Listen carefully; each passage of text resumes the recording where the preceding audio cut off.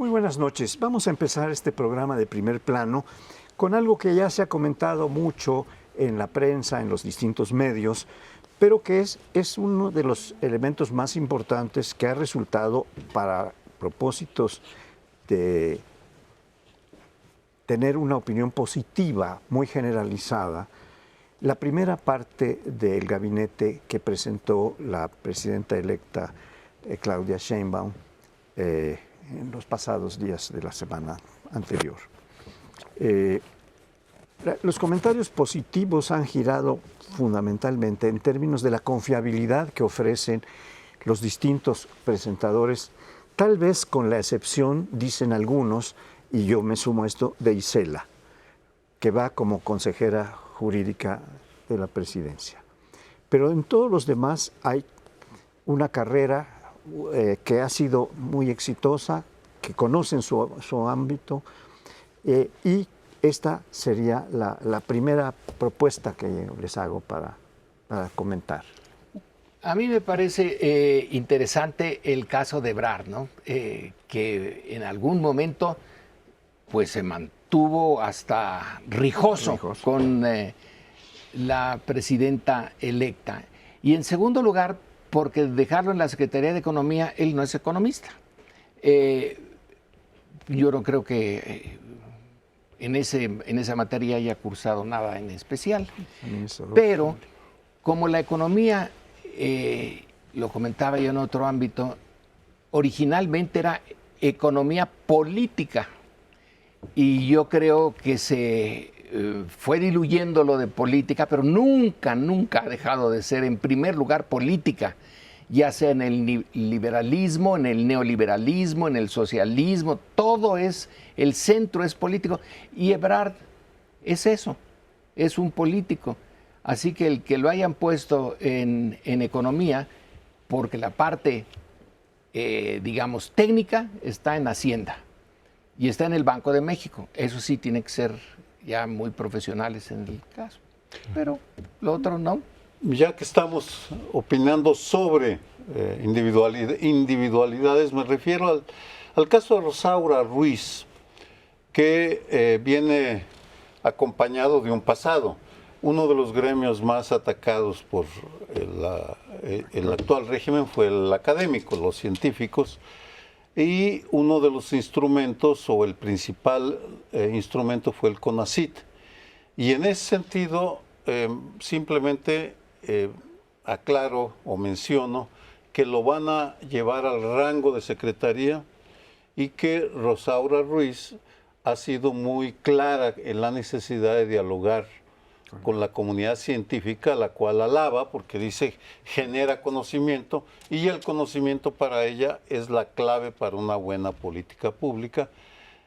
Ha sido cuidadosa en lo que va a pasar con el CONACYT, o si le van a hacer rendir cuentas de alguna manera o no, pero sí reconoció en una entrevista que las relaciones de CONACYT o las relaciones del régimen con la comunidad científica fueron rasposas. Vamos a ver si se mejoran. Yo supongo que sí, y espero que sí. Yo voy a hablar más genéricamente. Este gabinete en general ha provocado, aún en gente que no son obradoristas, cierta esperanza, cierta la idea de decir, pues esto refleja que Claudia puede ser más moderada, más sensata, más aterrizada de lo que, desde su punto de vista, que yo comparto, fue López Obrador. Uno de ellos, por cierto, es nuestro compañero Leonardo Curcio, en su artículo de hoy. Dice, esa es una buena señal porque es gente en general, por un lado preparada, ¿no? No es el 90% de lealtad, sino que es gente preparada. Segundo, es gente en general moderada. Yo espero que también eso se signifique y que así sean las cosas. A mí también me da gusto, en principio, que si eso es real, pero tengo dos reservas. Uno, López Obrador empezó también con un gabinete con mucha gente moderada, entre ellos Carlos Ursúa, Gerardo Esquivel, que su discurso era más tranquilo, más moderado, etcétera, y salieron muy pronto. no terminaron por entenderse. Y segundo, ¿qué tanto le va a hacer caso Claudia a sus asesores o su gente de gabinete? Porque López Obrador, él era el que sabía todo. Pero yo creo que valdría nada la más, pena, es nada más que para si hace terminar, pasan 2 aquí minutos. creo y espero, nada más, que Claudia sí sepa que no es especialista en todo, ella.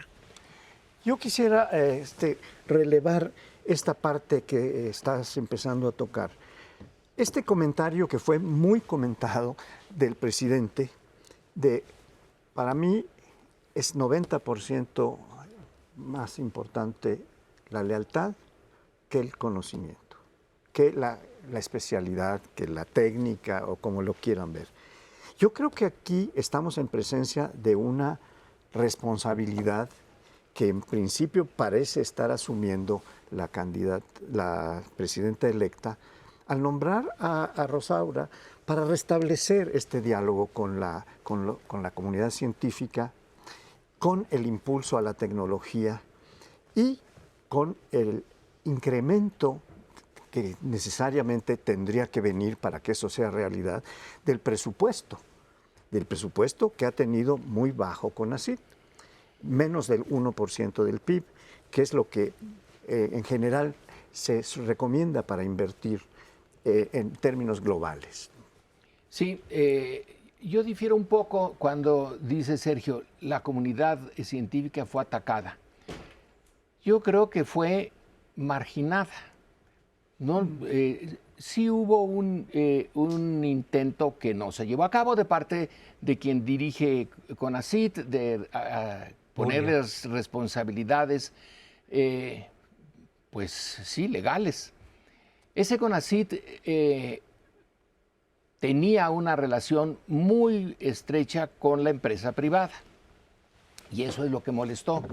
Eso de darle a Kimberly Clark, aunque no fuera mucho, para hacer pañales, un tipo distinto de pañales. Bueno, eso se elevó a un rango estratosférico, sí la marginó. Y no puede seguir siendo así porque la tecnología y la ciencia son unas de las formas de salir del tipo de desarrollo tan bajo que tenemos nosotros. Coincido contigo, Lorenzo, en la necesidad de haber dialogado esos temas, porque yo me refería a la demanda de delincuencia organizada contra 33 académicos y funcionarios de la ciencia, no todos eran académicos. Fue un caso muy, muy sonado en el cual intervino también el fiscal Alejandro Gersmanero, en fin. Pero independientemente de eso, yo espero que se esclarezca cuál era la posición de cada cual. Me parece que estamos ante un hecho fundamental de cualquier régimen. ¿Qué tanto va a privar o va a prevalecer el conocimiento sobre las creencias? Es decir, ¿qué va primero? ¿Las intuiciones, lo que uno crea, o el conocimiento? Es una tensión permanente entre el científico y el político, no la vamos a resolver, pero sí es un rasgo distintivo que tal vez Claudia Sheinbaum, la nueva presidenta, lo pueda esclarecer o lo está empezando a esclarecer al nombrar a alguien muy dialoguista, muy dispuesta, Rosaura Ruiz, a dialogar con los opuestos. Bueno, aunque en conjunto las personas que presentó me parecen bien, que saben del tema, en fin, sus trayectorias, y por lo menos los que yo conozco me parece gente moderada, centrada, como había dicho. La que no me gustó para nada es Ernestina Godoy. No me extraña que la haya puesto, creo que son muy cercanas. Pero Ernestina Godoy junto con tiró, hay que recordar algunas cosas. La investigación que mandaron a hacer a una oficina noruega sobre la línea 12, primero les gustó mucho porque dijeron se hizo mal. Ah, Marcelo, ¿no?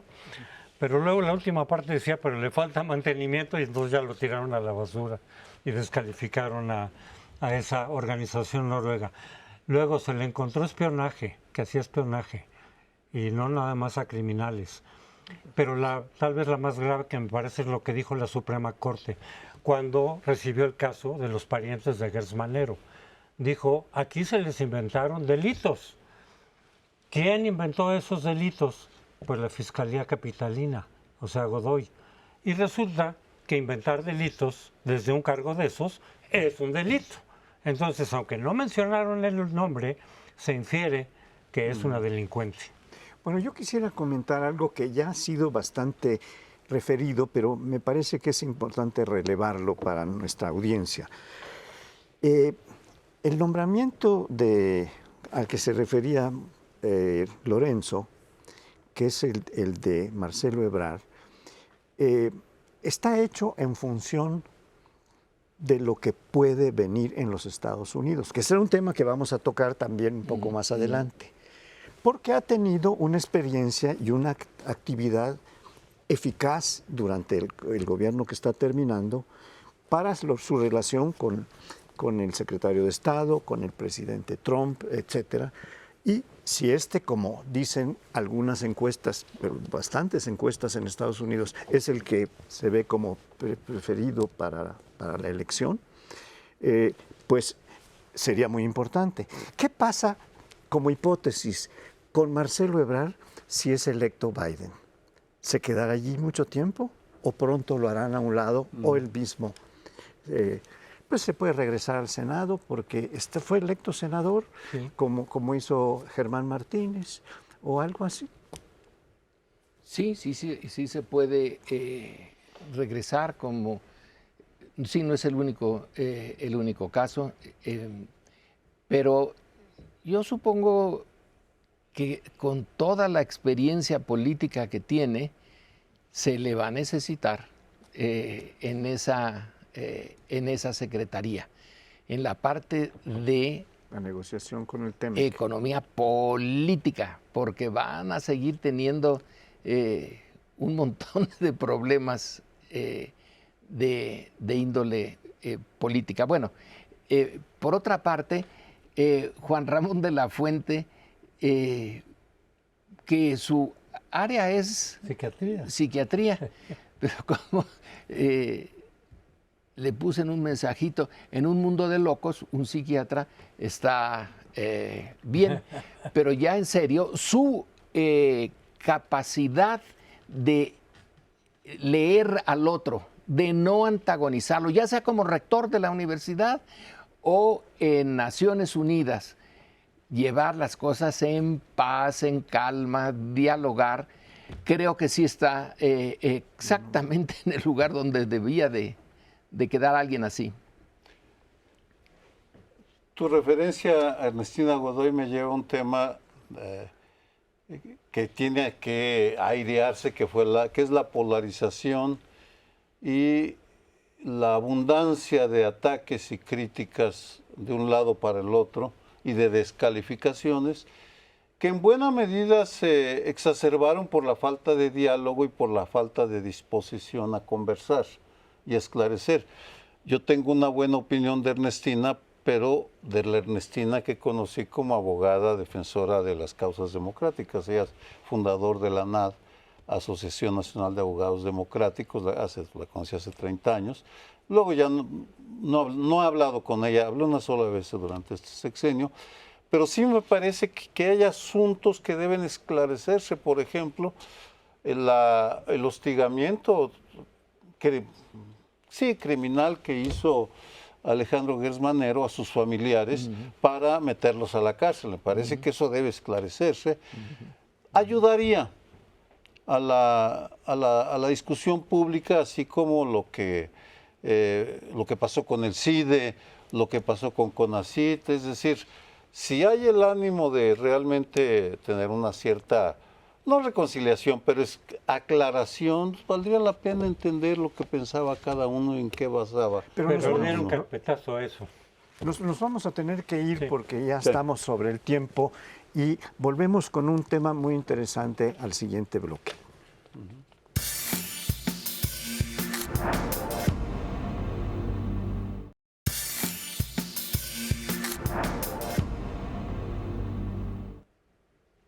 Bueno, Bueno, el título de esta sección lo tomamos de Daniel Cosío Villegas. En sus últimos libros, ensayos ya sobre el mundo político que él estaba viviendo, usó esta forma de caracterizar al gobierno de Echeverría, el estilo personal de gobernar. Y realmente ese estilo es importantísimo para algunas coyunturas. Ahora lo que tenemos es un estilo personal de López Obrador y de Claudia Sheinbaum de llevar a cabo la transición de una presidencia a otra presidencia entre dos personajes que pertenecen a la misma corriente política. Pero recordemos que durante el priato eran priistas todos y la idea era cortar de tajo con el anterior y empezar de nuevo. En esta ocasión no es el caso. Espero poder tener más tiempo para darle vuelta al tema. Yo añado a esa categorización que haces un rasgo clarísimo en ambos, la tolerancia a las diferencias tan claras en el estilo de gobernar, porque es un caso bien interesante de que ambos tenían un poder bien grande, la presidencia, Palacio, y en el ayuntamiento de la Ciudad de México. Y había diferencias en políticas concretas, seguridad, por ejemplo, en la cual simplemente optaron por no hablar del tema y por no realzar las diferencias. Cada uno daba su versión, la más pública y la más insistente, la del presidente, todo va bien, en fin, nos reunimos cada mañana, lo que ya sabemos. El ejército es la base, mientras que en la capital, Claudia Sheinbaum desarrollaba una política bastante diferente a la federal. Creo que eso va a prevalecer porque en el ánimo de los dos no creo que exista el deseo de ni diferenciarse, ni distanciarse, ni pelearse, por una historia conjunta que tienen y que, bueno, tantos años que han estado en la misma corriente, en el mismo grupo, difícilmente lo van a romper en estos 2 meses y medio que les quedan. Bueno, pues yo tengo la idea me parece que es muy clara además la capacidad que tenemos para definir ya el estilo personal utilizado por el actual presidente que terminará en unos meses su gestión. Todo lo que ha hecho, su distinta manera de manejar muy diversos aspectos, está allí para analizarse y derivar de eso una buena definición de cuál ha sido ya con hechos, con decisiones, su estilo personal de gobernar. Pero el de Claudia, para mí, sigue siendo un interrogante. Como lo es para muchos cuando va entrando un presidente, bueno, ¿qué va a hacer este o esta en este caso? Así pasó, por ejemplo, con Cárdenas hace ya mucho tiempo, cuando era mimético del jefe máximo de la revolución, que lo hizo secretario de Gobernación, secretario de Guerra y Marina, presidente del PNR, y finalmente, aunque no era, el gobernador ya antes, sí, pero aunque no era su candidato predilecto, el candidato predilecto de Calles, que lo era el jefe original del PNR, cuando ve el movimiento social, cede y dice que vaya Cárdenas. Sí. Que vaya, perdón. Sí, yo creo que hay mucha especulación, pero no solamente de cómo se van a llevar estos 3 meses hasta septiembre, sino después. Es decir, para mí más interesante va a ser qué pasa después de cuando ya Claudia sea la presidenta, precisamente porque tenemos una tradición desde que Cárdenas se deshizo de Calles, una tradición en la que muchos presidentes, no todos, pero muchos presidentes quieren seguir ejerciendo influencia, les dejan sembrados personajes al nuevo presidente, como que le dicen, pues si tú me debes a mí el estar ahí, ¿no? Entonces yo voy a seguir influyendo. Y en el caso de López Obrador creo que se va a llevar de calle en ese intento a los demás presidentes. Y ahí la pregunta es, o lo que ha pasado históricamente es, Cuando eso sucede, el nuevo presidente tiene que ir recobrando poco a poco la fuerza, ¿no? Tiene que ir generando las lealtades de los distintos actores políticos y llega un momento, como pasó con Calles mismo, con Cárdenas y Calles, un momento en que le diga, señor presidente, gracias por todo lo que ha hecho por mí, pero yo ya voy a tomar mis decisiones. Aquí hay muchos escenarios sobre si eso va a pasar y cuál podría ser la reacción de uno y otro. Bueno, eso es literalmente especulación, ¿no? Sí. No lo sabemos. También se dijo, aquí López Obrador se va a reelegir. ¿Y durante cuánto tiempo estuvimos con ese tema?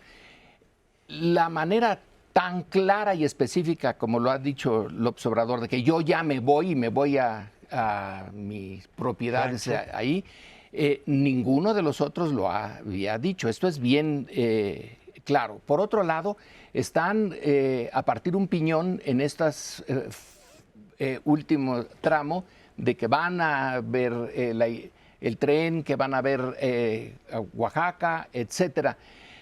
Son dos momentos distintos de la toma del poder por Morena. A López Obrador le tocó la parte dura, abrir la brecha y entrar a la ciudadela del PRI-PAN. A Claudia ya no le toca eso.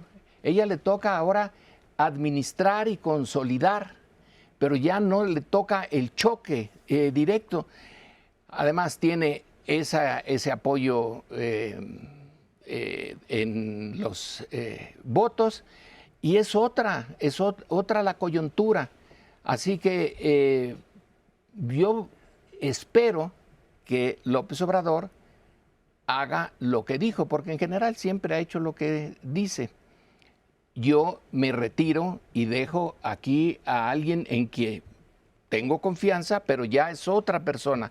Y sería muy bueno para el sistema político mexicano no volver a repetir lo de Calles, que salió mal de principio a fin esa lucha. Y hay una historia que ellos dos saben y que creo que tenemos derecho a pedirles que aprendan.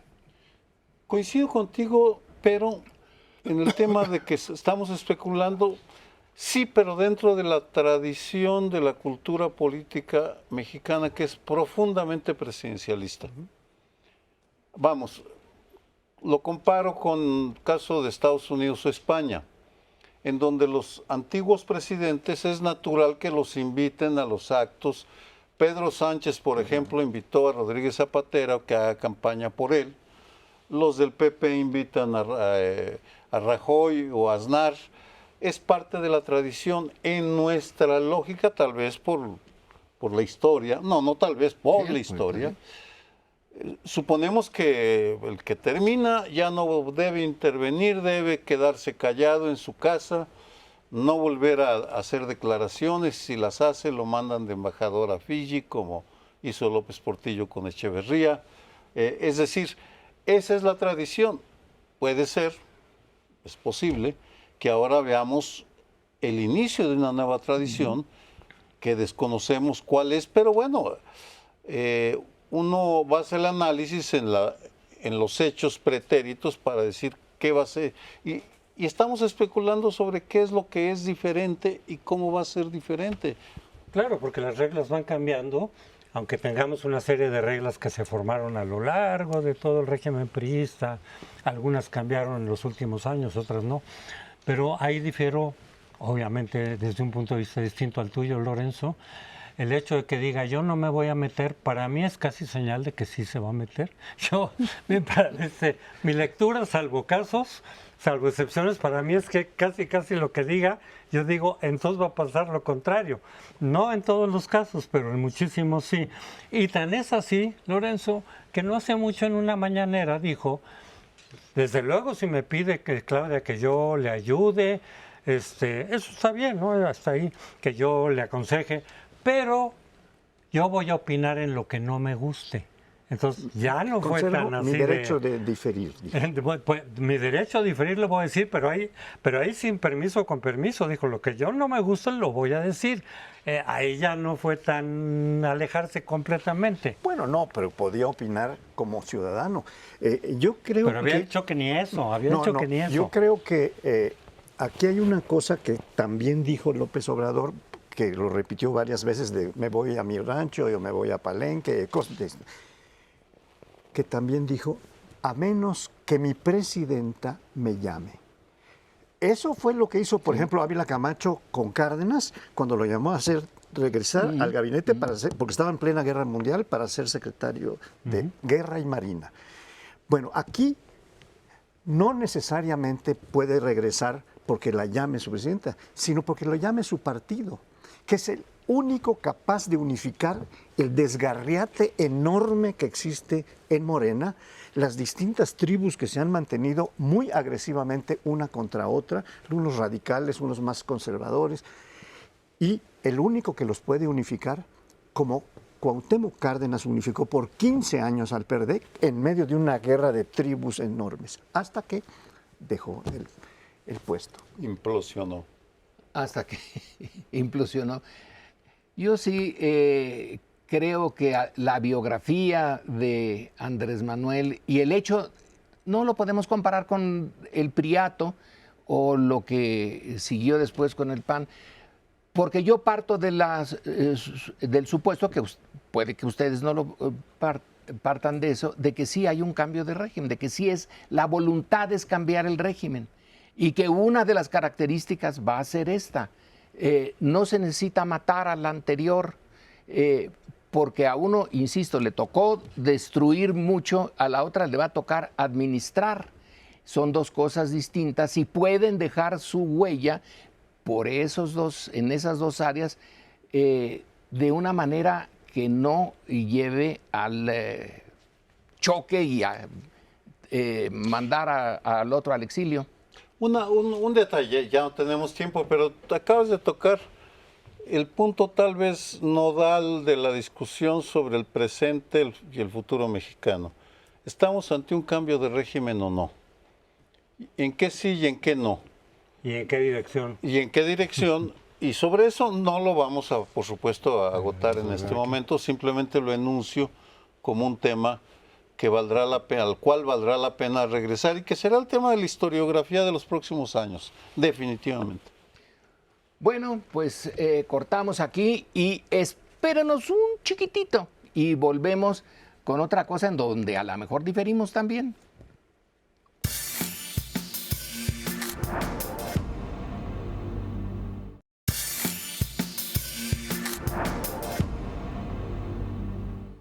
Bueno, como recordarán, cuando ya se supo el resultado de la elección con un triunfo muy grande de Claudia Sheinbaum, 30 puntos de ventaja, pero también con una mayoría calificada o muy cerca de la mayoría calificada. Parece que le faltarán a Morena 3 o 4 senadores y ya vimos, bueno, que se pueden conseguir, ¿no? Ahí veremos si se los jalan de otros partidos, no sería raro, muchas veces sucede, pero el hecho mismo de que por un lado tengan esa mayoría y por otro se anuncia o se reafirma la reforma judicial que implica que se van a elegir a los jueces, magistrados, ministros, etcétera, por voto popular, generó reacciones en el mercado, se cayó un poco la bolsa, el peso subió, etcétera, y eso inmediatamente hace pensar, decir, es que muchos inversionistas pues desconfían de que va a haber Estado de Derecho o no, va a haber garantías jurídicas o no, se puede confiar en la nueva presidenta de que cumplirá el marco jurídico, porque muchos están comparando el hecho de la reforma judicial en esos términos y por esa razón, no por otras, con lo del aeropuerto de hace 6 años, en donde muchos inversionistas dijeron, no, pues si es capaz de tirar una obra que ya está avanzada, mejor nos vamos a Corea del Sur. Caray. ¿No? Bueno, No, si no sigo yo, por lo que parece, me doy cuenta. Mira, yo estoy Te referiste a uno de los frentes, tal vez el más visible, porque fue un deslizamiento, caída del peso de 2 pesos, que 6% aproximadamente, lo cual fue bastante. Ya se recuperó una vez que vino, curiosamente, el nombramiento, no solo después del nombramiento de los 6 integrantes del gabinete, sino empezó a haber llamadas telefónicas de Claudia, declaraciones. Ese es un frente. Me pregunto cuántos otros frentes irán abriendo sobre una de las batallas de la arquitectura institucional más importantes, porque no está en juego solamente quién va a estar en Palacio Nacional o en Los Pinos, sino está en juego la arquitectura institucional. ¿Qué tipo de sistema político vamos a tener? ¿Cuál va a ser el peso que va a tener el legislativo, el ejecutivo y el judicial? ¿Qué peso van a tener otros sectores? Todo ello se subsume en la disputa por el Poder Judicial por el momento, en el cual pues apenas empieza, diría yo, lo que va a ser una batalla que va a durar más allá de los próximos 3 meses. Pues se aprobará seguramente en el Congreso, de eso no hay ninguna duda, pero después viene la batalla por los puntos, las comas y los tiempos, porque se puede prolongar, se puede apretar y puede venir las opiniones o las diferencias, las divergencias del ahora presidente con el ritmo y la rapidez con que se quiere imponer esa reforma. 2 cosas, lo del peso y los mercados.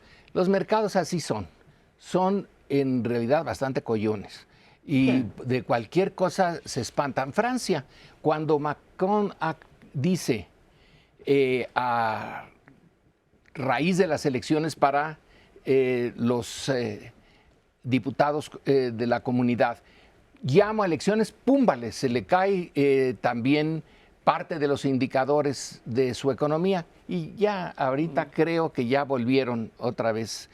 ¿Qué es lo que de qué se preocupan? El Poder Judicial históricamente ha estado corrupto desde que nació.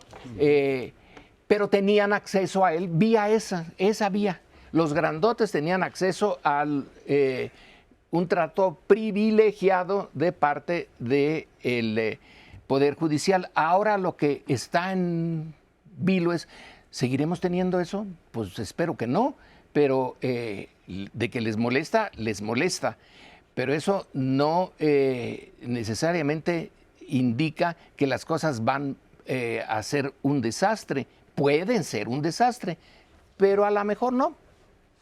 Bueno, yo quiero poner a consideración de ustedes una declaración de Bernardo Batis, que fue el procurador en tiempos de gobierno de la ciudad por López Obrador, y que dijo, en relación con este tema, los miembros del Poder Judicial requieren de una preparación, de una capacitación muy especial y muy intensa. ¿Qué quiere decir esto? ¿Quiere decir que está de acuerdo con este cambio que ha propuesto López Obrador o quiere decir que está apoyando más bien la posibilidad de cambiar más que una coma, pero por lo menos algunas comas?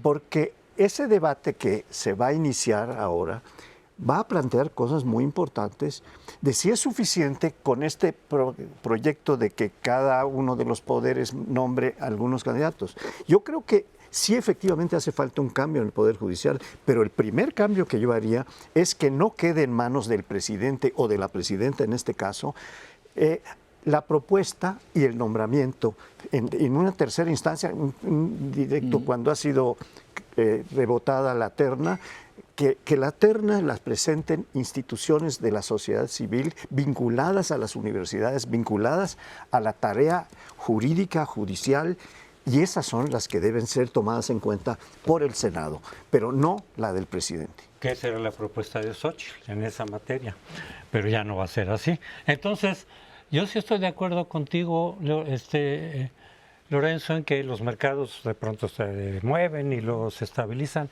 Aquí la cosa sería más bien, recordando lo del aeropuerto, si a cierto sector de inversionistas digan, pues Mejor ahí no, porque yo no tengo la certeza jurídica de que luego me pueda defender con quién. Si a lo mejor esos jueces le responden al presidente, como se supone que ha pasado, que se ha dicho, bueno, es lo que dicen los bolivianos que han venido acá, expertos. Han invitado a los diferentes bolivianos, se han visto y dicen, ha sido un desastre el esquema, y 75% de los bolivianos ya no lo quieren. Y sí, y los jueces efectivamente se le doblan al presidente. Es lo que han dicho, ¿eh? Gente que incluso ha estado metida. Pero bueno, ahí es donde podría ser que de pronto la propia Claudia, yo creo, esa es mi interpretación, muy rápido, cuando ella vio esos movimientos salió a decir, a ver, espérense, vamos a verlo, lo vamos a platicar con más calma. Lo que pasa es que luego López Obrador dijo, no, en septiembre y tal y como va. Entonces me da la idea, y con eso acabo, que Claudia sí puede estar viendo o estarse preocupando que ese tipo de decisiones pueden tener una repercusión económica, no digo que desastrosa, pero negativa. Lo que está en juego es las reglas imperfectas, totalmente de acuerdo, del Estado de Derecho, cuáles son las condiciones bajo las cuales se van a tomar decisiones judiciales que afectan a todo mundo. Y en ese sentido, ese es el punto nodal. ¿Qué es el Estado de Derecho? Si el que tenemos es justo. No, por supuesto que no es justo. Por supuesto que hay corrupción en el Poder Judicial Federal. La pregunta y el debate es si eligiendo a los jueces, a los magistrados, se va a resolver esa corrupción, o si estamos ante un fenómeno mucho más amplio en el cual intervienen los poderes judiciales de los estados, las fiscalías, cuando empiezan con la reforma de las fiscalías, por ejemplo, las policías, es muchísimo más amplio que la elección o el cambio de jueces, que por supuesto, vamos, yo no doy mi experiencia de una década de litigar. Poder Judicial Local de la Ciudad de México, una porquería. Corrupción, ineficacia, burocracia. En 2 ocasiones quienes me salvaron fueron el Poder Judicial Federal. Esa es mi experiencia, simplemente. Bueno, el tema también es en parte especulación. Va a tener que discutirse, y la propuesta de Claudia yo creo que va en ese sentido, discutirse. No va a ser que cualquiera puede llegar a ser juez, ministro, lo que sea.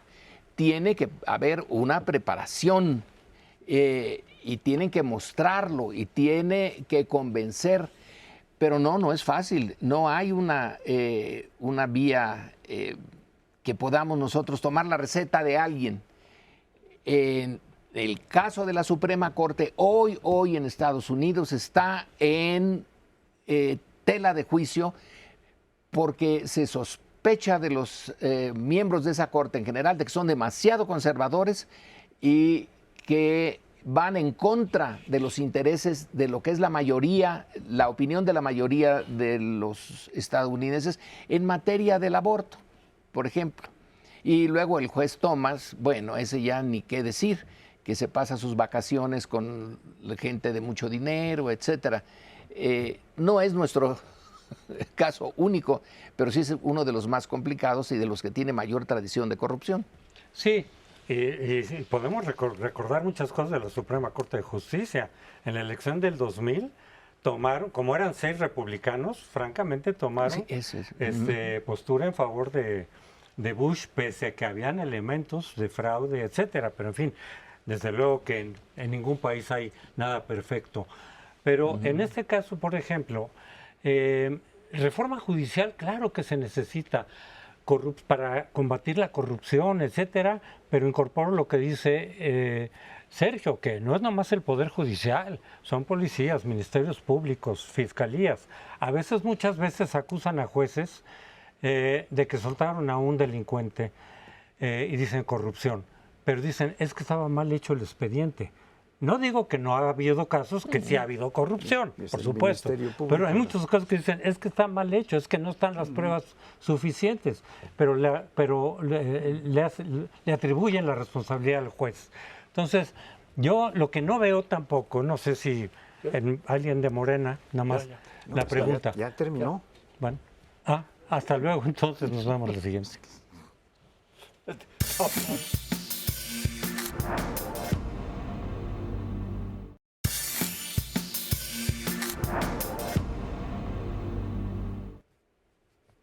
Le pido un minuto antes de que le cambie, porque es un tema internacional. Voy a hablar o voy a introducir el tema del debate del próximo jueves entre Joe Biden y Donald Trump en Estados Unidos por la CNN. Es importante, no por el espectáculo, van a debatir dos personas, uno es un delincuente convicto y el otro un anciano al que critican porque es muy lento, en fin. Independientemente de eso, si lo ven, y valdrá la pena que lo vean, imagínense que lo que dicen está montado sobre una pelea feroz entre dos campos casi idénticos, que están lanzados para destruirse, porque en Estados Unidos, olvídense la polarización que vivimos en México durante los últimos años, la polarización ha llegado a niveles extraordinariamente elevados porque cada uno de los bandos, el conservador y el liberal o demócrata, tienen enormes recursos, instituciones, organizaciones, bases sociales. Y porque, pase lo que pase, en esa elección que empieza formalmente el jueves, México se verá muy afectado y más vale que nos interesemos por lo que pase en Estados Unidos. Sergio, tú al proponer ese tema decías eso de que México va a ser afectado, sin duda. Y el tema, quizá no el más profundo va a ser el tratado cuando se renegocie, etcétera, pero la migración. La migración los dos la tienen como bandera y como bandera de guerra, tanto Trump como Biden. Trump simplemente reafirmó lo que ya había dicho antes. Del lado del sur de nuestra frontera vienen, ¿qué?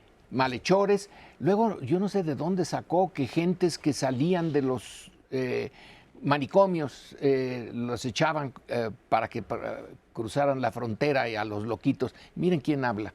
El que está como para estar en un manicomio.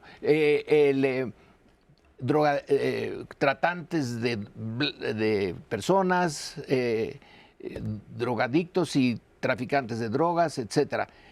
Biden tuvo que reaccionar y reaccionó de una manera muy desagradable, comprándole a Trump parte de que es un peligro la migración y que es una fórmula que tiene que encontrarse deteniendo y México tiene que ser el que detenga en parte esa migración. Bueno, pues yo creo que efectivamente la migración es uno de los temas importantes, por lo menos para lo que atañe a México. Lo del TEMEC, pues sí es negociable y no calculamos que la negociación pueda ser muy favorable a México en cualquiera de los dos casos. Pero el asunto de la migración es un asunto tan delicado como que Trump pidió en un primer momento, cuando era presidente, que o le frenaban sí, le mandaron Guardia Nacional. El lunes ya estaba 12,000 miembros y luego los fueron aumentando de la Guardia Nacional para frenar la invasión, como dice Trump, de centroamericanos que querían ir a los Estados Unidos. ¿Pero qué ha pasado después? Pues ha pasado que siguen fluyendo y además se han agregado los del Caribe en forma muy intensa, Venezuela, Cuba, etcétera. O sea, eso no se ha parado. ¿Cuál va a ser la reacción de Trump? Yo creo que muy distinta, creo que puede ser muy distinta de la que tendría Biden. Pero vamos a tener que esperar a que esto ocurra para ver ¿cuál es el mayor peligro? Aunque yo creo con mucha gente que cualquiera de los dos que ganara es un tema que va a generar de todas maneras fricciones. Es un tema difícil de manejar, siempre lo ha sido entre ambos países. Una de las promesas idílicas, diría yo, de López Obrador es que cuando acabara su sexenio ya los mexicanos no iban a tener que ir a Estados Unidos por necesidad. Digo, para visitar o de turismo o lo que fuera, sí, pero no por necesidad. No, pues yo creo que estamos bastante lejos de eso todavía. Se ha incrementado incluso el volumen de mexicanos que se están yendo para allá y depende de cómo la economía funcione y siga evolucionando, pues habrá mayor o menor presión. Y hablo de los mexicanos, para no hablar de los centroamericanos o de los venezolanos, porque un punto también ahí cuestionable es, a los venezolanos los regresamos y les damos también su beca. Como si nos sobrara dinero aquí. O sea, mucha gente le está diciendo, bueno, sí, no, hay que ser generosos y demás, pero pues aquí tampoco es que nos sobre el dinero como para financiar a los venezolanos. Sí. Independientemente de lo que pase en las elecciones, yo creo que tenemos que anticipar controles mucho más férreos en la frontera. Eso con cualquiera de los dos, porque la percepción de que perdieron el control de sus fronteras es algo que van a tener que corregir. Primer hecho. Segundo, en el caso de que gane Trump, existe la posibilidad de que envíe de manera clandestina escuadrones de la muerte para ejecutar capos del narcotráfico en México, ya lo anunció, y conociendo lo que está pensando el sector más radical y conservador, no debería extrañarnos si sucede. Y un asunto al cual no le estamos prestando atención, pero que va a ser motivo de litigio muy profundo, es el agua. La manera como se distribuye el agua de los ríos que cruzan la frontera, el Colorado, por supuesto, es el más importante, y que se está secando, está bajando de nivel, y por tanto va a ser un motivo de disputa. No solo México, Estados Unidos, en todo el mundo el agua va a ser motivo de disputa. En todo caso, y en ese sentido, el nombramiento de Juan Ramón de la Fuente, un psiquiatra, y de Marcelo Ebrard, Uno economista, un internacionalista muy ambos tienen buena mano para lidiar con gente difícil. Va a ser muy necesario. Vamos a ver a quién nombran como embajadores en Estados Unidos. Sería la triada supongo que va a ser una mujer. Pero en cualquier caso, todos los problemas graves norteamericanos de alguna manera nos afectan a nosotros, claro. Pero este sí nos afecta directito, claro. El de la migración. Trump no solo en un momento pidió consejo para ver si mandaba proyectiles dirigidos hacia los sitios donde se suponía que estaban los narcotraficantes y los laboratorios. Le dijeron que no, pero él tenía ganas de eso. Sin embargo, habla más de lo que realmente hace. De todas maneras, al hablar de esa manera nos afecta, pero creo que es más el ruido que las nueces.